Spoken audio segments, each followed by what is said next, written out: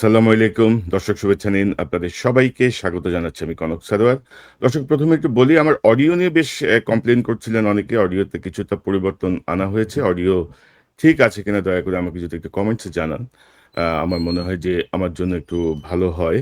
তো দর্শক অ্যা Bangladesh consulate new ইয়র্কে কিছু অদ্ভুত ঘটনা ঘটছে।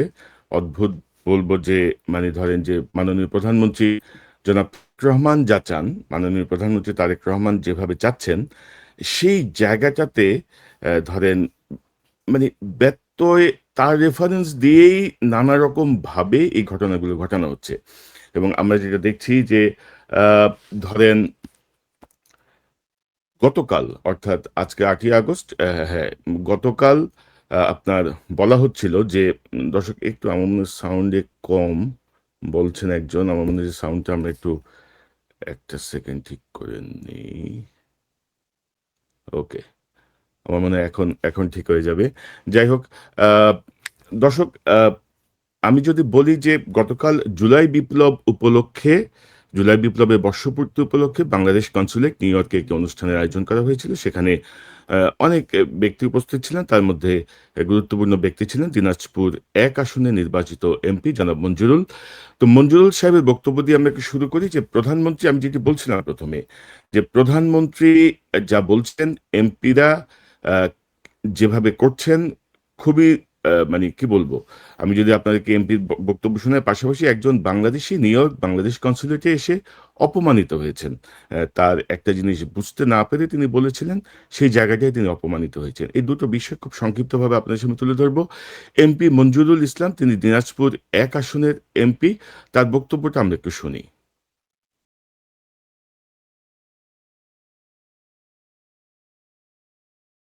আমরা পার্লামেন্টে যারা মেম্বার আছি আমাদের মধ্যে কখনো অ্যাগ্রেসিভ কোনো কথা আমরা দেখতে পাবেন না। এটার কারণ হচ্ছে প্রধানমন্ত্রীর নির্দেশ। প্রধানমন্ত্রী আমাদের ওয়াচ করতেছেন আমরা কি বলছি। তারেক রহমান সাহেব যে ধৈর্যের পরিচয় দিচ্ছেন, বিশ্বাস করেন আপনারা যে আমরা যা সহ্য করতে পারছি না কিন্তু উনি সহ্য করছেন। ওনার সম্বন্ধে যেসব বাজে ল্যাঙ্গুয়েজ করতেছেন পাটোয়ারি তুষার, সেটা সত্যি কথা বলতে আপনারা হয়তো অনেকে ভাববেন যে পাটোয়ারিকে মারা হলো কেন। পাটোয়ারি মায়ের শুরু হয়েছে কেবল, আসল মায়ের তো শুরুই নেই। আমি বলছি এমপি সাহেব বলতেছে ভাই ভবিষ্যৎ অনেক কঠিন তার জন্য, কারণ সে প্রধানমন্ত্রী না, তার স্ত্রী তার কন্যাকে নিয়ে যখন কথা বলে তখন ওরা সহ্য করতে পারে না। প্রধানমন্ত্রী তাদেরকে বলেছেন যে উম কোনো মানে বাজে ল্যাঙ্গুয়েজ ব্যবহার করা যাবে না, অ্যাগ্রেসিভ ল্যাঙ্গুয়েজ ব্যবহার করা যাবে না। সংসদে তারা সেটি ব্যবহার করতে পারেন না। কারণ প্রধানমন্ত্রী তাদেরকে পর্যবেক্ষণে রেখেছেন। কিন্তু তিনি আ বাংলাদেশ কনস্যুলেট নিউ ইয়র্কে আমেরিকার মাটিতে বসে তিনি বলছেন, এমপি হিসেবে তিনি দায়িত্ব নিয়ে বলছেন যে, "নাসিরুদ্দিন পাটোয়ারির মাইরি মাত্র শুরু হইছে।" মানে অদ্ভুত মানে আপনি বোঝেন যে কারা এখন মানি পার্লামেন্টে ঢুকছে। ধরেন এই লোকের ব্যাপারে আমি গতকাল রাত থেকে একটু খোঁজখবর নিলাম। দিনাজপুরের এই মঞ্জুরুলের মানে গত ১৬ বছরে হাসিনা আমলে তিনি দেশে থেকে তিনি গার্মেন্টস ব্যবসায়ী। তিনি বিপুল বিক্রমতার ব্যবসা-বাণিজ্য করে গেছেন। জুলাই বিপ্লবেও আসলে হয়তো শেষ দিকে রাস্তায় নামতে পারে। কিন্তু সিগনিফিক্যান্ট কোনো ভূমিকাতেই তার ছিল না। তার হচ্ছে এখন চাটামি করতেছে সে। নাসিরুদ্দিন আ আ মানে এনসিপির নেতা যে কথাগুলো বলছে এগুলো তো মানার কোনো কারণই নাই। মানে এগুলো আপনি কেন মানবেন? তার এই কথাগুলো, তার যে বাক্যগুলো এগুলো হচ্ছে ধরেন আমরা এই নতুন প্রজন্মের যে রাজনীতিবিদ তাদের কাছ থেকে আমরা এই জাতীয় irresponsible পলিটিক্যাল স্পিচ বা ফালতু কথাবার্তা আমরা পছন্দ করি না। কিন্তু মানে এনসিপির এই নেতা তার মতো করে কথা বলে যাচ্ছেন। কিন্তু তাই বলে আপনি তাকে মারবেন? তাই বলে আপনি তাকে মাইর মাত্র শুরু হইছে এভাবে বলবেন? মানে প্রধানমন্ত্রী কি এভাবে চান যে মাইর দিবেন আপনি? আপনি আবার বলছেন যে আপনি এমপি হিসেবে দায়িত্ব নিয়ে বলছেন মাইনে মাত্র শুরু হইছে। তো এই যে ডাবল স্ট্যান্ডার্ড কথাবার্তা, এই যে ডাবল বিষয়টা মানে এ এটাতে আমি খুবই কি বলবো? খুবই উম ক্ষুব্ধ হয়েছি। যে একজন এমপি এভাবে যদি হুমকি দেন তাহলে কি দাঁড়ায়? অর্থাৎ প্রধানমন্ত্রী জনাব তারেক রহমান তিনি যতটুকু হিউমিলিটি দেখাচ্ছেন, তিনি যতটুকু নম্রতা দেখাচ্ছেন, তিনি যতটুকু প্রতিহিংসা থেকে বের হয়ে আসার কথা বলছেন, তার দলের এমপি বলছেন যে মাইর মাত্র শুরু হয়েছে। তো এই জায়গাতে আমার মনে হয় যে এই বিষয়গুলো তারেক রহমান সাহেবকে ক্ষতিগ্রস্ত করছে। পাশাপাশি ধরেন আওয়ামী ন্যারেটিভস একটা আছে না জুলাই বিপ্লব নিয়ে, সেই আওয়ামী ন্যারেটিভসের পক্ষে কথা বলছেন এই এমপি। আমি যদি আপনাদেরকে একটু শোনাই তাহলে বুঝবেন। জুলাইটাকে যখন ৭১কে ছাপিয়ে যখন জুলাইকে সামনে নিয়ে আসা হয়, যখন ৭১-এর কথা তারা মুখেই নামে না, তখন কিন্তু আমরা অবশ্য দিই। আমরা বলি ৭১-কে ধারণ করেই জুলাইকে আমাদের স্মরণ করতে হবে। তো ৭১-কে কে অস্বীকার করছে? জুলাই বিপ্লবের ৭১-কে কে অস্বীকার করছে? এটা আওয়ামী লীগের লোকজন এই বিষয়টাকে নিয়ে মানে সামনে নিয়ে আসছে। ধরেন জুলাই বিপ্লবের যেই গুরুত্ব, জুলাই বিপ্লবের মাধ্যমে হাসিনা যেভাবে পালিয়েছে এবং হাসিনা যেভাবে মুক্তিযুদ্ধকে ব্যবহার করেছে, মুক্তিযুদ্ধের চেতনার নামে ১৬টা বছর ১৫টা বছর বাংলাদেশের উপরে যেই ফ্যাসিজম কায়েম করেছিল, সেই জায়গাটায় প্রথম দিকে কেউ এই জায়গাগুলোর সমালোচনা করেছেন বা প্রতিবাদ করেছেন। কিন্তু জুলাইকে মুক্তিযুদ্ধের উপরে কেউ গুরুত্ব দেয় নাই। কিন্তু এই বেটা এই মঞ্জুরুল, সে কিন্তু ধরেন আওয়ামী ন্যারেটিভস মানে এস্টাবলিশ করার চেষ্টা করছে এই তার এই বক্তব্যের মধ্য দিয়ে। তো এবং সেখানে আরেকটি দুঃখজনক ঘটনা ঘটেছে, যেটি আমরা শিরোনামে দিয়েছি যে কনসুলেটে অপমানিত বাংলাদেশি একজন, সেখানে একটি ডকুমেন্টারি দেখানো হয় এবং আমি বলব যে ঢাকায় যে ডকুমেন্টারিটা দেখানো হয়েছে তার থেকে কিছুটা বেটার। আমি যতটুকু দেখলাম কিছুটা অতিরিক্ত তথ্য সেখানে সংযুক্ত করা হয়েছে, কিন্তু অযাচিতভাবে, একেবারে অযাচিতভাবে তারেক রহমান সাহেবের ভূমিকা অবশ্যই ছিল, কিন্তু অযাচিতভাবে তারেক রহমানকে এখানে সকল কিছুতেই তারা একেবারে সামনে নিয়ে আসতে হবে। সবকিছু তারেক রহমানের নির্দেশে হয়েছে। এখানে এক দফা থেকে শুরু করে সব তারেক রহমানের কৃতিত্ব দেখানোর চেষ্টা চলছে। ভাই, this is not 1947, this is not 1971। এখানে সকল কিছু documented, each and everything documented.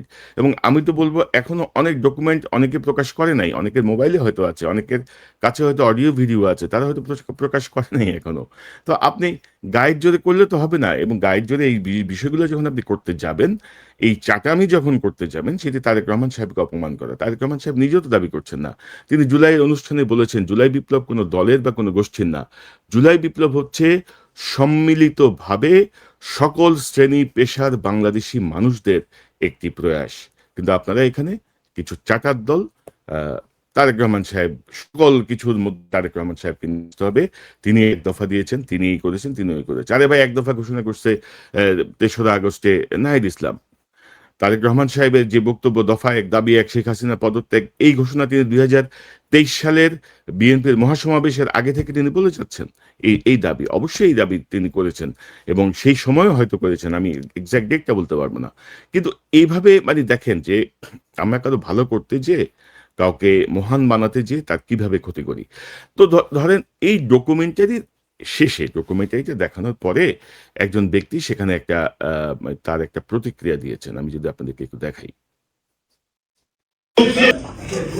এখানে অনেকগুলো ইতিহাস বিকৃত করা হয়েছে। আমার নাম হচ্ছে নুর হোসেন। আমি বলছি এখানে বিকৃত করা হয়েছে। মির্জা ফখরুল ইসলাম আলমগীর সাহেব বলছিল এই আন্দোলন শিক্ষার্থীদের আন্দোলন, এই আন্দোলনের সাথে পরে অনেক কিভাবে আমাদের আন্দোলন। তো অর্থাৎ ডকুমেন্টারিতে মির্জা ফখরুল ইসলাম আলমগীরের একটা বক্তব্য আছে, এটা নিয়ে একটা কনফিউশন তৈরি হয়েছে। মির্জা ফখরুল ইসলাম আলমগীরের যে বক্তব্য, আমি যদি সেটি আপনাদেরকে দেখাই, এই ডকুমেন্টারির মধ্যে যেটি আছে, এখানে ছাত্ররা একটা মেজর ভূমিকা পালন করেছে কয়েক মাস, ১-২ মাস, ১ মাস, ১.৫ মাস, কিন্তু পুরো সময়টাই কিন্তু দিন এবং আমাদের সঙ্গে যারা আছেন এই দল, তারা। মির্জা ফখরুল ইসলাম আলমগীর এখানে বলেছেন যে সামনের দিকে ছাত্ররা ছিল ১-১.৫ মাস এরকম নেতৃত্বে ছিল, অগ্রভাগে ছিল, কিন্তু পুরো বিষয়টার মধ্যেই ছিল বিএনপি এবং তার সাথে সহযোগী অন্যান্য দলগুলো। কিন্তু এই মির্জা ফখরুল ইসলাম আলমগীর জুলাই আন্দোলন যখন চলছিল তখন তিনি একটি বক্তব্য দিয়েছেন, সেটি আপনাদেরকে একটু দেখাই। আমরা খুব দ্ব্যর্থ কণ্ঠে বলতে চাই যে এই আন্দোলনের সঙ্গে শিক্ষার্থীরা সরাসরি জড়িত। আমরা এই আন্দোলনের সঙ্গে কখনোই সরাসরি জড়িত নই। আমরা তাদেরকে নৈতিক সমর্থন দিয়েছি এবং সেই নৈতিক সমর্থন আমরা দিয়ে যাব। তো এই যে বক্তব্যটা, এই যে ডাবল বক্তব্য, আমরা এই আন্দোলনের সঙ্গে সম্পৃক্ত নই, এবং এখন বলছেন যে পুরোটাই ছিল বিএনপি, সামনে ছিল শিক্ষার্থী। তো এটা নিয়ে এক ধরনের কনফিউশন তৈরি হতেই পারে। তো ধরেন এই এই ব্যক্তি যিনি যিনি যিনি বলেছেন যে এখানে তথ্য বিকৃতি আছে, তার মাথায় এই বিষয়টা কাজ করছে যে মির্জা ফখরুল আগে বলেছেন এই কথা, এখন বলছেন এই কথা। তো তিনি তার মতো করে বলেছেন, যে প্রতিবাদ করেছেন যে এখানে তথ্য বিকৃতি আছে। এর পরে কি ঘটলো সেটি আপনারা একটু দেখেন। এখানে অনেকগুলো ইতিহাস বিকৃত করা হয়েছে। আমার নাম হচ্ছে নুর হোসেন। আমি বলছি এখানে বিকৃত করা হয়েছে। মির্জা ফখরুল ইসলাম আলমগীর সাহেব বলছিল এই আন্দোলন শিক্ষার্থীদের আন্দোলন, এই আন্দোলনের সাথে আমরা করতে না।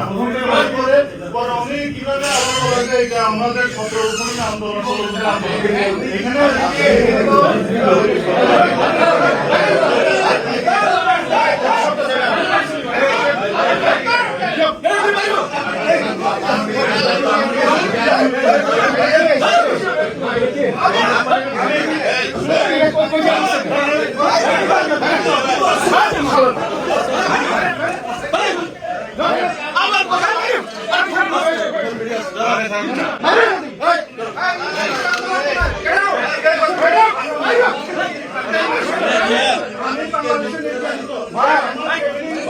তুমি কে নির্যাতিত?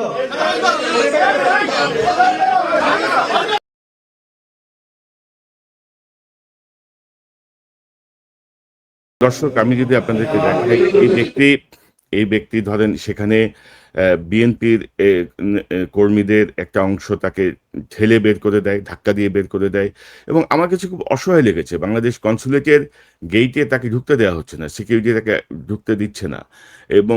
এবং এই যে দৃষ্টি, অর্থাৎ আপনি যদি ধরেন বিএনপি সেখানে কিছু মানে শুভবুদ্ধি সম্পন্ন মানুষ ছিল বলে তাকে শারীরিকভাবে হয়তো নিগৃহীত হতে হয়নি, কিন্তু দেখেন তাকে আর ঢুকতে দেওয়া হচ্ছে না, তাকে বের করে দেওয়া হয়েছে। তো বাংলাদেশ কনসুলেটে একজন বাংলাদেশি এভাবে অপমানিত হয়েছেন, এবং সেখানে কিন্তু আমাদের মহান তিন পণ্ডিত উপস্থিত, তিন পণ্ডিত ডিপ্লোম্যাট কিন্তু ছিলেন, কনসাল জেনারেল, আমাদের ওয়াশিংটনের প্রেস মিনিস্টার, এবং সদ্য নিয়োগ পাওয়া জাতিসংঘের কি বলবো মানে ডেপুটি প্রধান যদি আমি বলি, তিনজন উপস্থিত, তিনজনের কিন্তু কোনো বিকার নাই।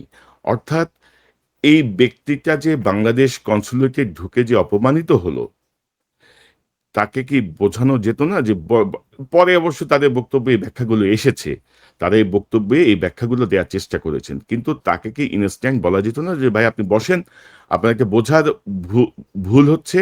সে সময় যদি মির্জা ফখরুল ইসলাম এই কথাগুলো না বলতেন, তাহলে এই আন্দোলনটাই সফল হতো না।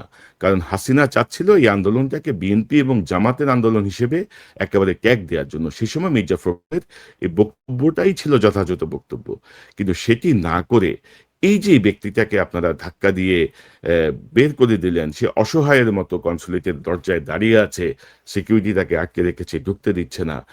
এই এই ব্যক্তিকে অপমান করার অধিকার কে দিয়েছে? মানে হিউম্যান ডিগনিটির জায়গাতে আমি যদি বলি, তার পরিবার আছে, তার আত্মীয় স্বজন আছে, তার বন্ধু বান্ধব আছে, আমেরিকায় আছে, বাংলাদেশে আছে। এই লোকটা কি বলছে? এই লোকটা কি নিষিদ্ধ আওয়ামী লীগের স্লোগান জয় বাংলা বলে চিৎকার দিয়ে উঠছে? এই লোকটা কি কোনো আক্রমণাত্মক অ্যাটিটিউড করছে? এই লোকটা কি কাউকে মারতে গেছে? তো তাকে সেখান থেকে আপনারা ঘাট ধরে বের করে দিবেন? এটা আওয়ামী লীগের আমল, এটা আওয়ামী লীগের উচ্ছৃঙ্খলতার যুগ, এটা গায়ের জোরের যুগ। আপনারা যা ইচ্ছে তাই করবেন। আপনি ক্ষমতায় আছেন, আপনার কি মানে আপনাকে সকল কিছুর মানে নিয়ন্ত্রণ করার অধিকার আপনাদেরকে দিয়ে দেওয়া হয়েছে? কে দিয়েছে? অর্থাৎ আওয়ামী লীগের পতনের মূল কারণ ছিল তাদের দম্ভ এবং তাদের অ্যাগ্রেসিভ অ্যাটিটিউড।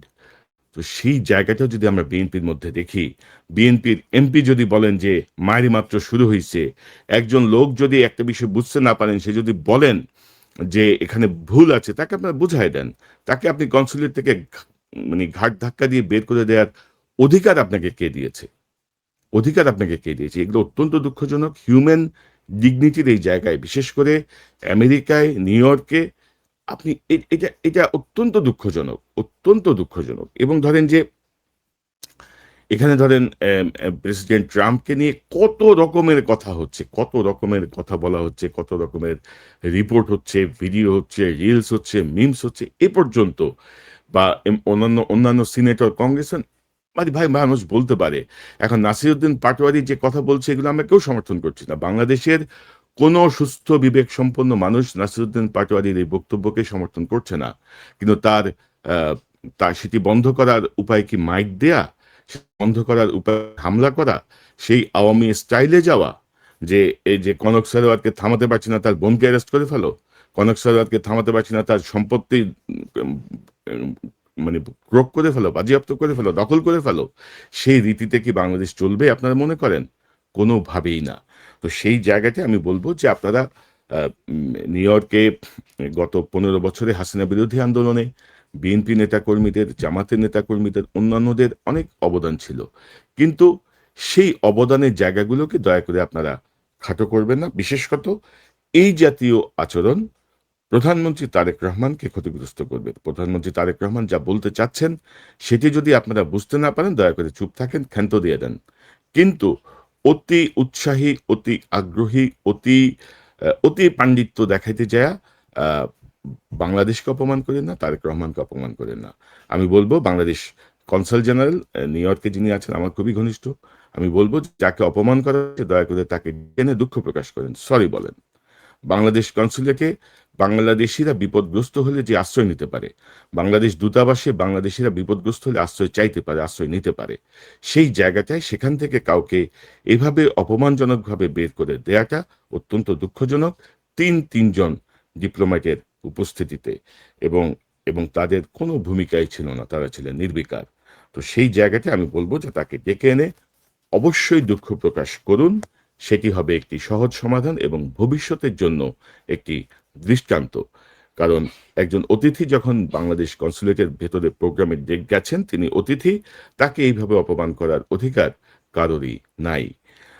তো দর্শক, এতটুকুই। এমপি মঞ্জুরুলের ব্যাপারে আমি মনে করি যে মাননীয় প্রধানমন্ত্রী জনাব তারেক রহমান তাকে ডাকবেন, তার ব্যাপারে একটু জিজ্ঞাসাবাদ করবেন যে একজন এমপি হিসেবে দায়িত্ব নিয়ে নাসিরউদ্দিন পাটোয়ারির মায়েরই মাত্র শুরু হয়েছে এই কথা বলার অধিকার তার আছে কিনা, এই কথা কেন বলেছেন, কেন এই চাটামি করছেন, তারেক রহমান কি এই তেলের কথা তার কাছ থেকে শুনতে চান কিনা, সে বিষয়গুলো নিশ্চয়ই প্রধানমন্ত্রী তার কাছ থেকে জবাবদিহি চাইবেন। পাশাপাশি আমরা বলবো বিএনপি নেতাদেরকে বলবো আপনারা এনসিপির শীর্ষ নেতৃত্বকে বলুন নাসিরউদ্দিন পাটোয়ারি যে ইরেসপন্সিবল ফালতু কথাবার্তা বলছে সেটি যেন সে বন্ধ করে, তার বিরুদ্ধে আইনি পদক্ষেপ নিন। মানে মায়ের বা এই যে ফ্যাসিস্ট রেজিমের যে কালচার, সেই কালচার আমরা বাংলাদেশে কখনোই আর একসেপ্ট করতে চাইবো না, একসেপ্ট হতে দিব না। তো দর্শক, এই হচ্ছে বক্তব্য। এই জায়গাটা থেকে আমার মনে হয় যে আহ, মানে আমি একজন মানুষ হিসেবে আমি খুবই ইনসাল্টেড ফিল করছিলাম। একজন বাংলাদেশিকে এভাবে অপমান হতে হবে এটা আমি কখনো এক্সপেক্ট করি না। হিউম্যান ডিগনিটির জায়গাটা থেকে আমি মনে করি যে কোনো মানুষই কোনো মানুষকে অপমান করতে পারে না। সেই জায়গাটায় আমি মনে করি যে সবার সতর্ক হওয়া উচিত। ভিন্নমত থাকবে, ভিন্নমতের সমালোচনা আসবে। এখন ধরেন বিএনপির মধ্যে কি ফজলুর রহমান কিশোরগঞ্জের এমপি কি খুব ভালো কথা বলেন, খুব সুবোধ বালক, সুবোধ কথা বলেন নাকি তিনি? তো এগুলো বাংলাদেশের একটা কালচার, এটা হাসিনার আমল থেকে শুরু হয়েছে। আপনি বেগম জিয়ার কাছ থেকে কখনো এই জাতীয় বক্তব্য পাবেন না, আহ, জিয়াউর রহমানের কাছ থেকে তো পাবেনই না। কিন্তু এই হাসিনার যে নোংরামি বক্তব্য তার কথাবার্তায় শুরু হয়েছিল, সেটি ছড়িয়ে পড়েছিল তার নেতাকর্মীদের মধ্যে। এখন আমরা দেখছি যে বিএনপির কেউ কেউ সেই ধারাকে মনে করছেন যে এই ধারায় গেলে ভালো, এবং নাসিরউদ্দিন পাটোয়ারিও সম্পূর্ণভাবেই হাসিনার স্টাইলে কথা বলার চেষ্টা করছেন প্রতিপক্ষকে ঘায়েল করার জন্য। আমার মনে হয় এই বিষয়গুলোর সমাধান প্রয়োজন। কারণ নাসিরউদ্দিন পাটোয়ারিরা নতুন প্রজন্মে যারা রাজনীতি করছেন তাদেরকে অবশ্যই নতুন ধারার রাজনীতি আনতে হবে। এই জাতীয় পুরাতন গালাগাল, অপমানজনক কথাবার্তা বলা, হিউমিলিট করা, নানারকম ভাবে ইঙ্গিতপূর্ণ কথাবার্তা বলা, এগুলো অবশ্যই বন্ধ করতে হবে। পাশাপাশি যারা এখন ক্ষমতায় আছেন তাদেরকে আরো নম্র আচরণ করতে হবে, তাদেরকে আরো স্থির আচরণ করতে হবে। দর্শক, এই চ্যানেলটি সাবস্ক্রাইব করে আমাদের পাশে থাকুন, এই চ্যানেলের মেম্বারশিপ নিয়ে আমাদের পাশে থাকুন। আবারও দেখা হবে ইনশাল্লাহ। আসসালামু আলাইকুম।